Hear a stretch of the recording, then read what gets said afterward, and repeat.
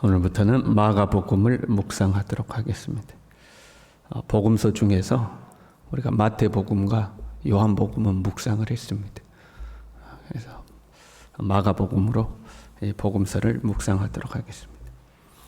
마가복음은 복음서 중에서도 아주 간결한 복음입니다. 내용이 간결하게 예수님에 대해서 증거하고 있고, 그러다 보니까 내용도 짧죠. 그러면서도 강조하는 바가 있습니다. 이 복음서 마태, 마가, 누가, 요한 전부 다요. 이 복음서가 이 전환점이 되는 사건이 있습니다. 그것은 예수님께서 제자들에게 너희는 나를 누구라 하느냐 묻는 사건이죠. 그 예수님이 너희는 나를 누구라고 하느냐 그 묻는 것을 기점으로 전반부는 예수님이 누구신가에 대해서 초점을 맞추고 있습니다. 주는 그리스도시요 살아계신 하나님의 아들이십니다라고 고백한 이후부터는 예수님이 이 땅에 왜 오셨는가, 인류 구원의 사역에 대해서 이야기합니다. 그래서 그때부터는 제자들에게 고난당하고 십자가에 죽을 것을 이제 말씀하시죠. 그 두 개로 그 사건으로 이렇게 분기점이 되어 나뉘는 거죠.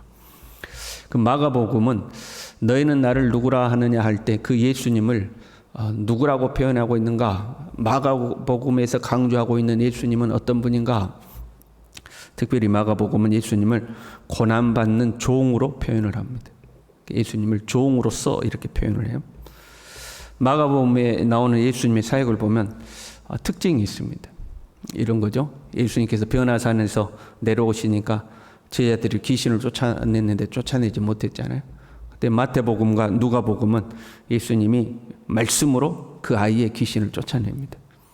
근데 마가복음은 그렇게 귀신을 쫓아낸 뒤에 쓰러져 있는 그 아이의 손을 잡아 일으키셨다 하고 추가가 되어 있습니다. 말씀으로만 쫓아낸 것과 손을 잡고 일으킨 것은 다른 거죠. 어린아이를 축복하는 장면도요, 마태복음과 누가복음은 그냥 안수하셨다 이렇게 되어 있어요. 근데 마가복음은 어린아이들을 안으시고 안수하시고 축복하셨다 이렇게 되어 있어요. 안으셨다는 것이 추가가 되어 있죠.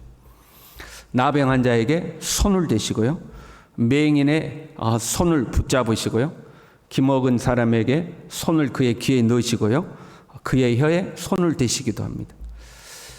당대의 사람들이 부정하다고 생각했던 것들에 대해서 예수님은 거리낌 없이 손을 대는 것, 마치 종들이 굳은 일을 하는 것처럼 예수님은 그러한 것들을 마다하지 않고 실천하는 모습을 마가복음은 강조하고 있습니다.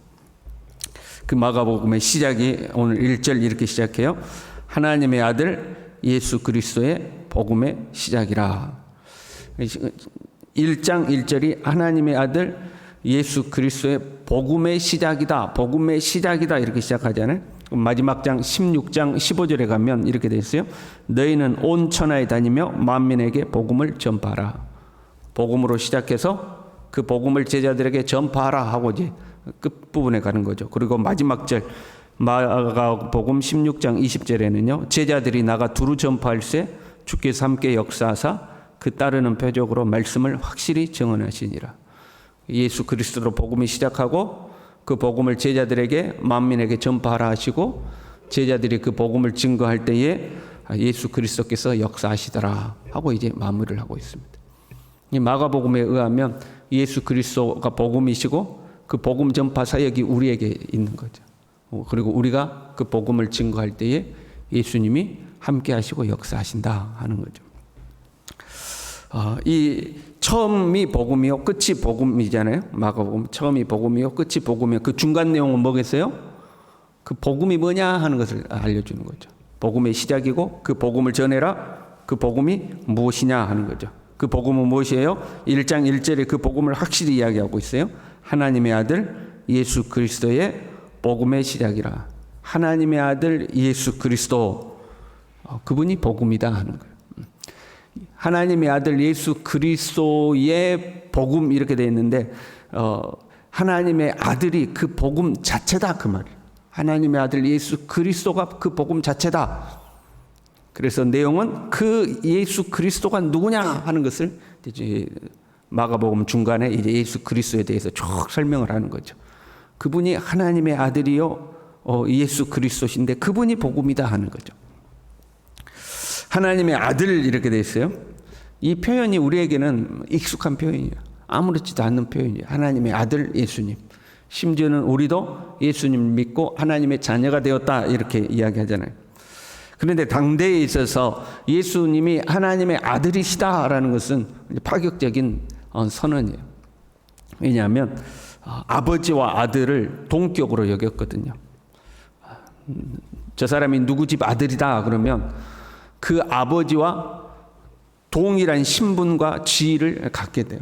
신분과 지위가 세습되던 시대였기 때문에 아버지가 장관이면 그 아들이 장관의 신분을 그대로 가져가요. 아버지가 왕이에요. 그러면 그 아들도 왕의 신분을 그대로 가져가요.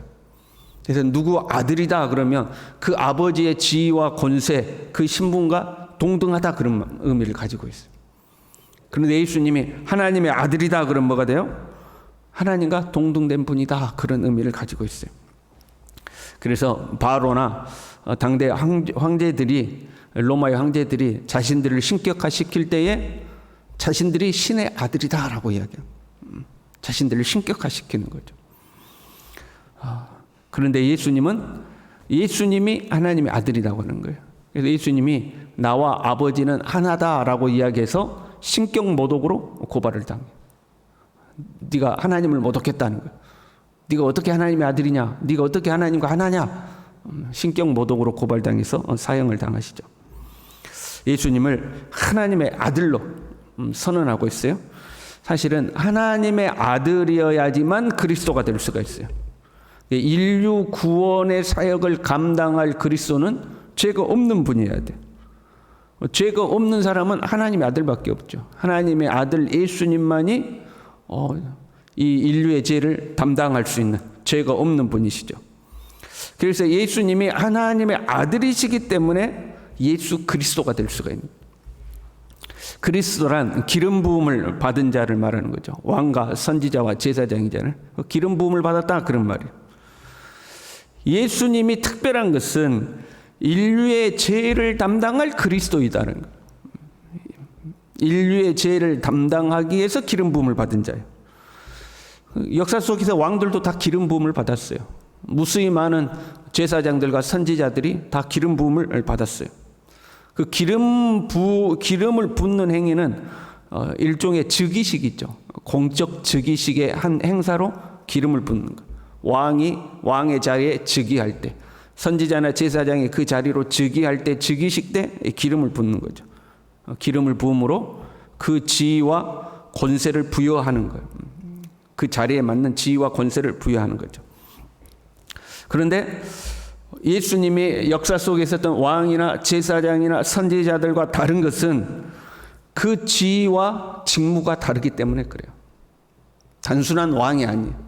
단순한 제사장이나 단순한 선지자가 아니죠. 예수님은 인류의 죄를 담당할 지위와 직무를 받은 거예요.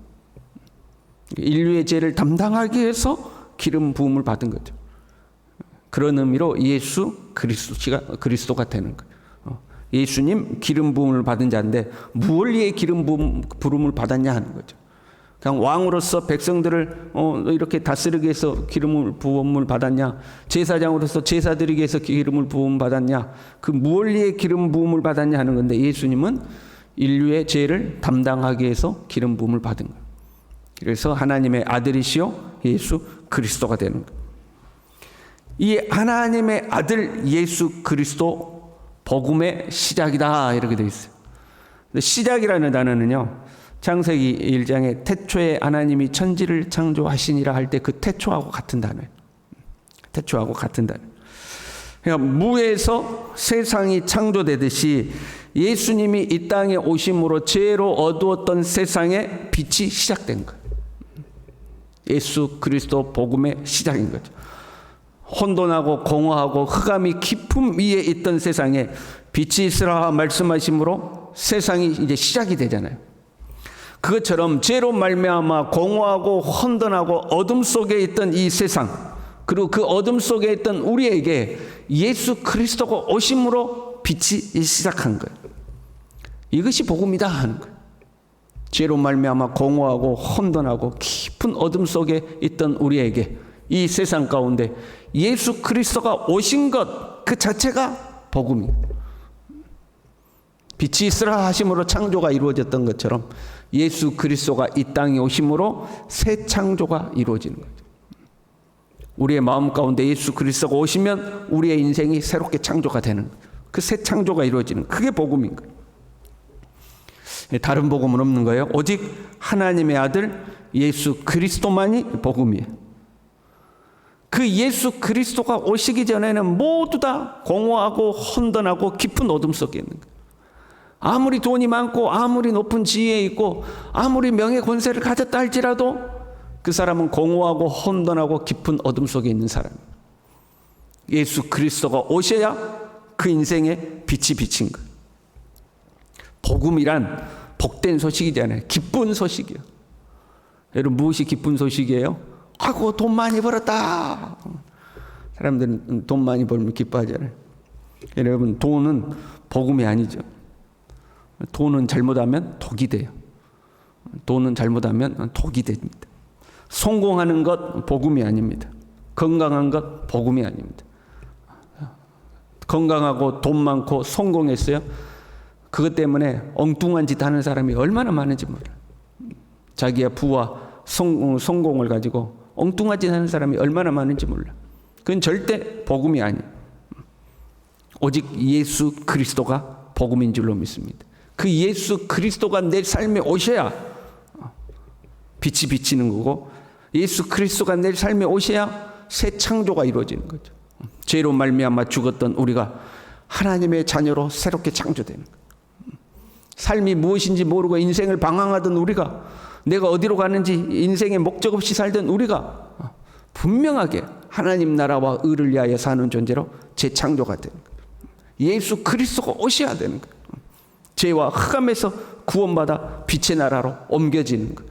오직 예수 그리스도만이 그 사역을 할 수 있는 거죠. 우리의 삶에 이 예수 그리스도가 충만하길 바랍니다. 우리의 심령에 예수 그리스도를 모셔서 하나님의 자녀로 새로운 삶이 됐다면 이제는 우리의 삶의 곳곳에 이 예수 그리스도가 자정해야 되는 거예요. 나는 이제 예수 믿었으니까 구원받았으니까 끝났어. 이제 그리고 내 삶은 내 마음대로 사는 거야. 이게 아니고 내 가정 가운데, 내가 현재 고민하는 문제 가운데, 내가 염려하는 모든 문제 가운데 예수 그리스도가 임해야 돼요. 그게 복음인 거예요.